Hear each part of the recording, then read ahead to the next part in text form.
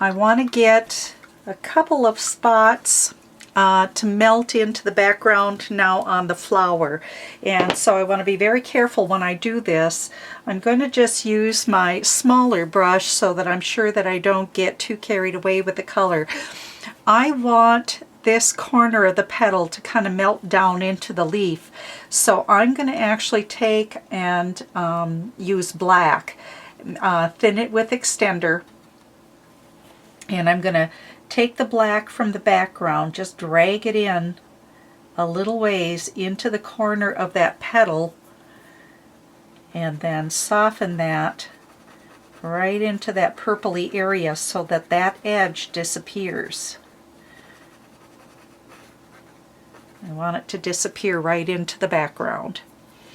I'm going to do the same thing on the other side, maybe not quite as dark. And you can control how dark the black is, or make it more transparent, that is, if you add more extender, because if you don't have as much pigment, it'll be a little bit more transparent. And I'd rather start that way and then add a little bit more color if need be. But I want that little corner to kind of disappear into the background. This is the black, and that's extender. But I want it to be real transparent. So almost like you're kind of doing a glaze. Get that up in that corner. Kind of pull it a little higher, a little lower. And then just soften that down in. In fact, let's zoom in just a little bit on that. See it a little better.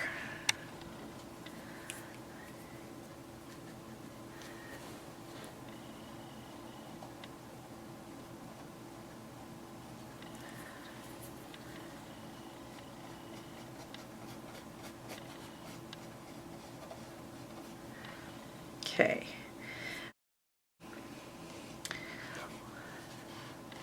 I think I could use a little of that same color down here just to clean this up a little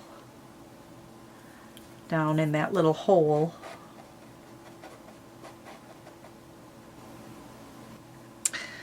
We still need to do the stem of the flower. And I'm going to start by going ahead and getting a little extender on there. I'm just going to use the blender side of my Dirty Dancer to put the extender on. And then I want to put the green, pine green, on. And I think I'm going to put it not quite up to the edge. Well, no, I guess I can put it up to the edge. Let's tip this and get a little bit of a shine. That's better. Let's go to the edge on the right side.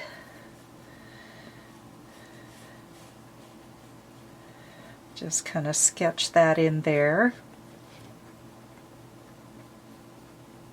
I want to have a little difference between the flower in the background, and so I have to have the leaf in the background. So I have to have black on one side and then the green for the edge of the stem.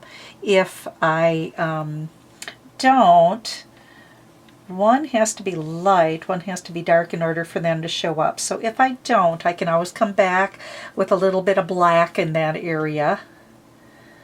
Touch it up. Okay, now on the left side of the stem, I want it to be a little bit more of a burnt sienna look. I don't want to have to take another color out, so if I mix burgundy and Indian yellow, which is already on my palette, that's a pretty good burnt sienna. Okay, now I want to kind of tap that in because it's textured. So just kind of use the tip of the round brush. Don't want it nice and smooth, but I want to kind of pat while the two colors are still wet. Get them to blend just a little bit. Clean my brush. Get just a little bit more. I'm wondering if I even put, maybe I'll try just a touch of the, yeah, I kind of like that, touch of the Naphthol Red Light.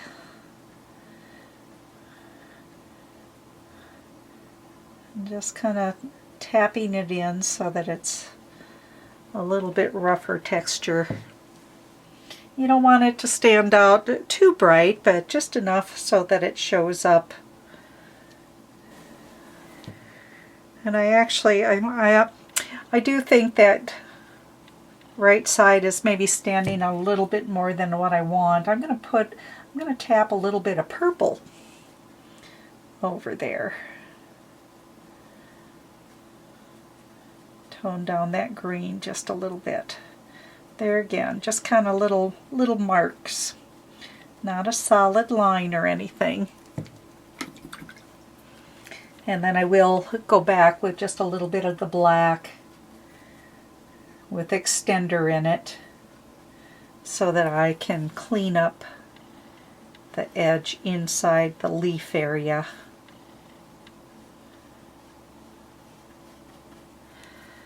And soften that shadow.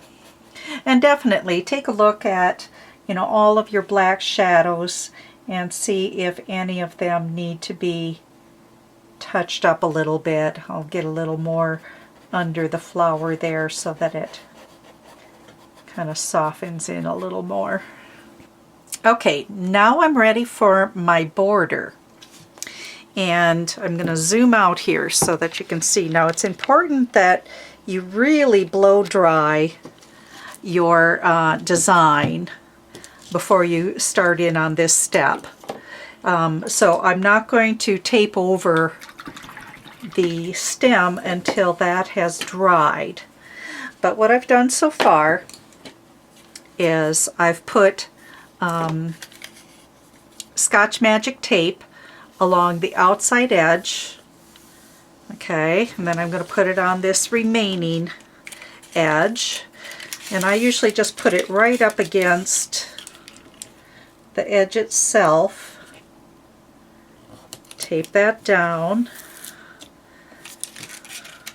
And I like to use like a little wooden stick to really push down that edge so that it seals nice and tight. Okay, and then I'm going to also need to do the inside edges. So I want to cut a nice straight edge with a scissors.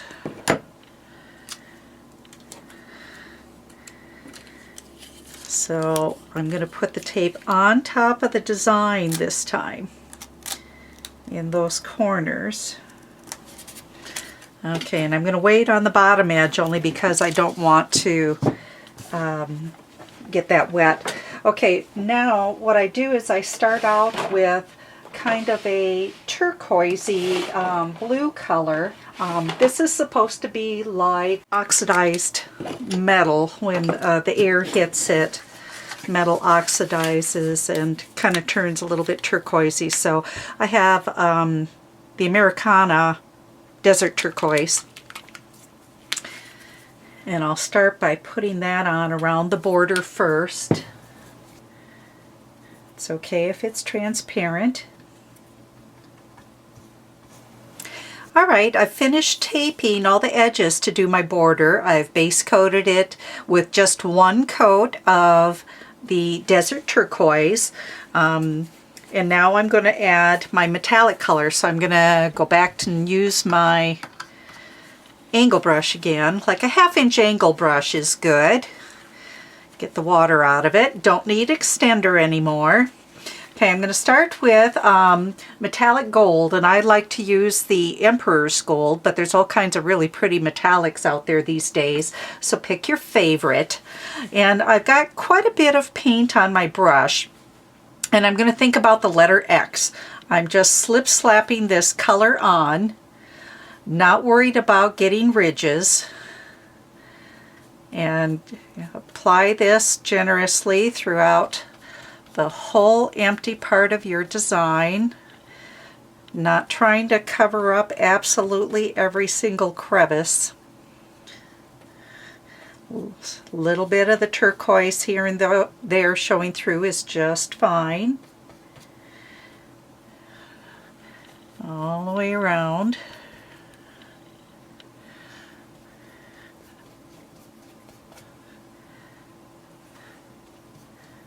Just slip slap.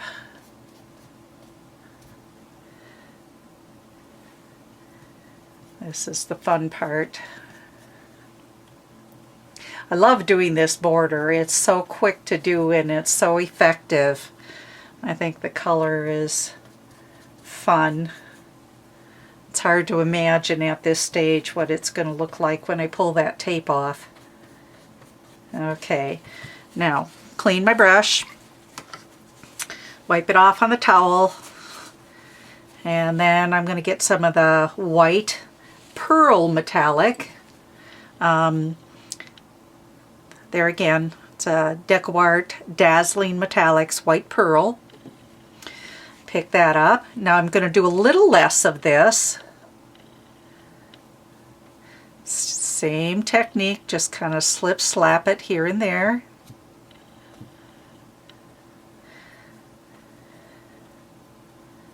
Not trying to smooth it out, and I'm not worried if I get little ridges. It just kind of adds to the charm of the border.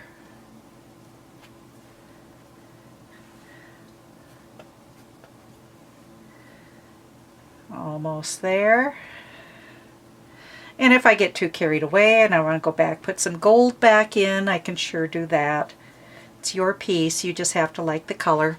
All right, now I want to add a little bit of pink in there. So instead of going out and buying another metallic color, I can make a metallic color with this white pearl. So I'll take a little touch of the quinacridone violet that we had used in our flower, and I'm going to use that to mix in with the white pearl.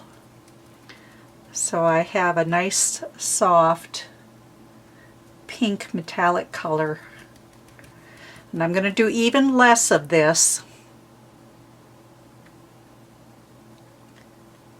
You can decide how deep of a pink you want. I just love pink, so it's one of my favorite colors. But any color that you've used in your design would be perfectly acceptable to add into the border. Sometimes I've done metallic greens or blues. If you were doing a little bit more of a fall scene, the copper is a really pretty color to use.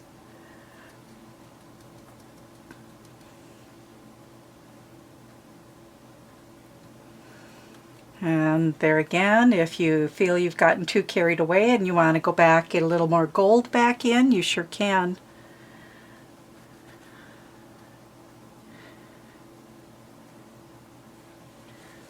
Sometimes it's hard to tell until you get it all done. Okay, I'm going to just go for it. So what I'm going to do now is I'm going to pull the tape off.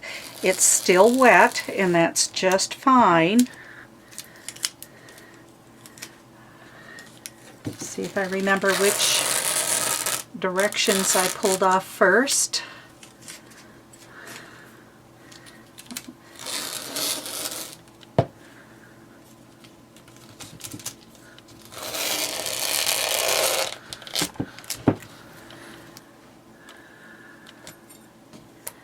That's better. Okay, pull that off.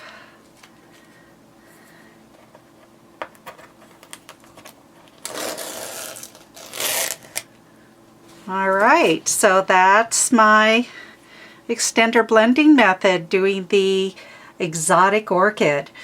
If you like my project, I hope that you'll visit my website and take a look at my other books, packets, and DVDs that I have available, as well as a list of other online classes that you're able to participate in with me. Please visit www.jillybean.net.